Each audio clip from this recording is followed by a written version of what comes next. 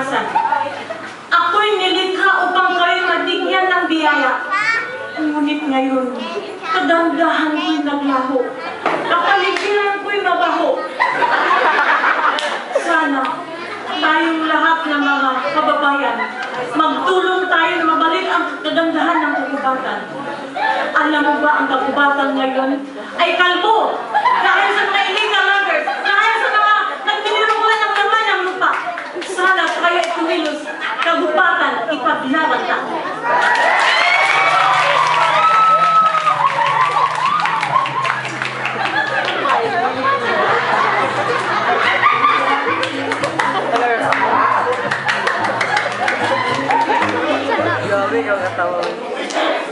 Hindi ka naghihinagpis at hindi ka nag-iisa kagubatan.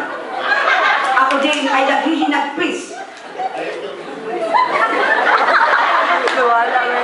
Tayong ko ang baray, puno at halaman na lapit kinabangan.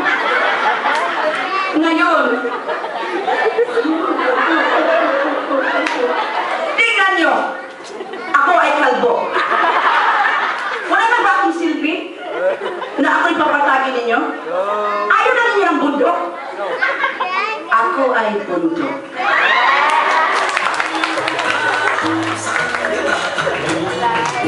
Kapag nawasak isang mundo, karaniwang tayo ang magagawa upang bantayan ang kalikasan.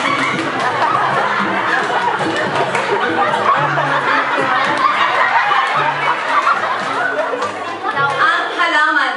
Wow! Ako ay isang halaman na tulad ninyo Diyos ang naglalang. Ako'y nagbibigay ng kulay sa ating kapaligiran. Nagdudulot ako ng pagkain, kaya nililinis ko rin ang hangin. Mga kabarakong narito, ako'y inyong pahalagaan, isang abang halaman o laman.